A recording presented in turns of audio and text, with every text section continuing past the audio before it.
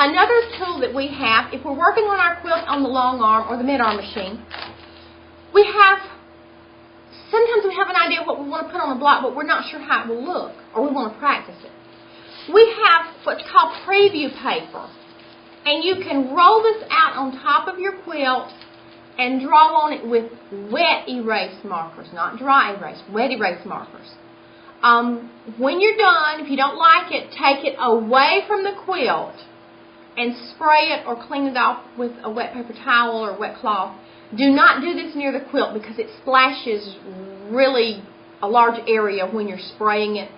So you can use this preview paper. This is actual preview paper, and one of the nice things, it has a black line at the bottom and at the top so you don't go oops and draw past your preview paper onto your quilt. Give you a little warning there.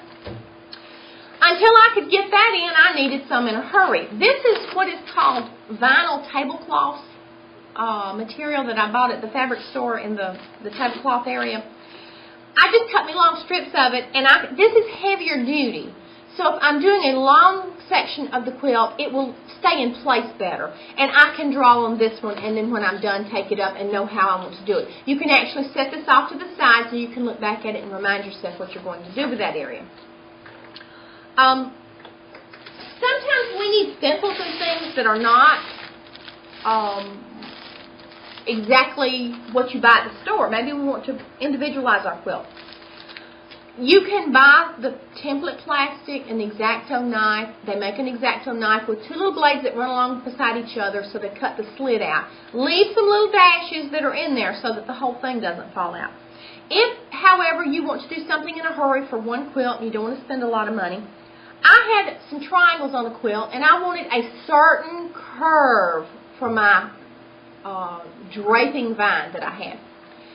And I was trying to do them freehand, and they didn't all look the same, and I said, I want something to go by. So I took this foam stuff that you buy at hobby stores, and it's very easy to cut the slits in with the X-Acto knife, and it's inexpensive, so if you only use it once, that's okay. But then you can put it on top of your quilt and use the pounce powder or chalk, whatever you want to use that you can mark it with. You can use a pen, just put it in the lines and make the marks. But this way you can individualize anything you want to do. You can also cut out shapes. If you want hearts or whatever you want, you can cut those out of this foam and then just trace around them on your quilt, mark that, and then you'll know where the quilting lines are. But this is really nice to have on hand if you need something in a hurry. Make sure you are careful with those X-Acto knives. You can get hurt really quickly with a lot of the stuff we use, rotary cutters and X-Acto knives, so make sure you're very careful with this equipment. A few more design aids that we need until we get our confidence up and we can freehand more are stencils and maybe marking tools. One of the best things I did was found out about a lady named Pam Clark who came up with a way of marking quilts called Designs with Lines. You get the stencils. This one is 3 sizes of circles. I've got a bigger one. This is just a grid line. If you do it this way, you get those lines. If you do it this way, suddenly you have the grid going in both ways. I have that in 1, 1.5, and 2-inch width. It's easy to match the quilt. I have a serpentine one. You'd be amazed what you can do with these things. This is the one I use the most, and I have the small and the large size. This is 8 lines. It will divide any square you've got into, it'll find the center of it, but it will divide it with these 8 lines. Now you can use what's called pounce powder, or there's another brand, I can't think of the name of it right now, but there's several brands, so any brand is fine. Some of them you brush off, some you have to wash off, some you steam off with an iron. Use whatever you like. It comes in white or blue, depending on, the color that you need at that moment. But you put this stencil down on your block, you rub the pounce paper. You don't pounce it, you rub it across it. Leave the rough side up and it'll pull it out better. It will mark the grid lines. And then you practice on some practice sheets she's got until you get good with whatever design you want in these grid lines. It just gives you lines to go by. It's not the specific design, but it's lines to go by. So those are very nice. This is the pounce powder. This is the blue. you fill it up, take the stopper out, fill it up, and then you've got a little chalk eraser looking thing there with all the chalk in it, and you just rub it across there and it will mark it. I have recently developed an allergy and we can't figure out what it is, so I've just gotten away from everything, and I needed to mark a quilt. I said, okay, we're going to go back to the natural stuff. I brought me a container of cornstarch and just put some in a bath cloth and put a rubber band around it, and I can put this down there just like the pounce pad until I can figure out what I'm allergic to. But it will mark. I've heard of people using cornstarch for the darker colors, and then some people will use cinnamon, just pure cinnamon for whites.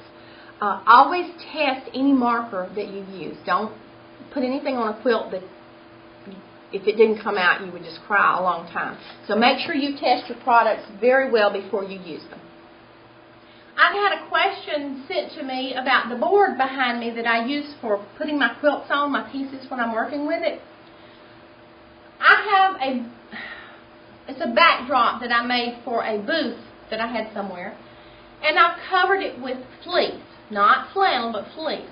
I started out with flannel, and it was a dull light gray. It didn't have a bright whiteness to it, and I just couldn't seem to tell what my quilts looked like.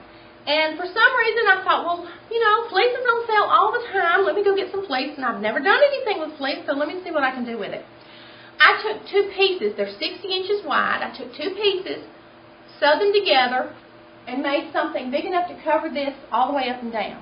I love it. It is one of the best things I've ever done. I used to see them on TV and go, oh, that's nice, but I don't need it. You need one. Now, if you don't have a large wall, you can do this too.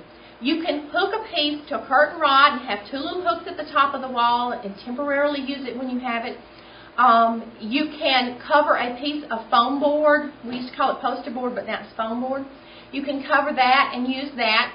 Or if you want to make a larger one, you can buy the blue styrofoam insulation. It comes in 4 feet by 8 foot sheets. If you want to do the whole thing, cover the whole thing. If you want part of it, just use part of it.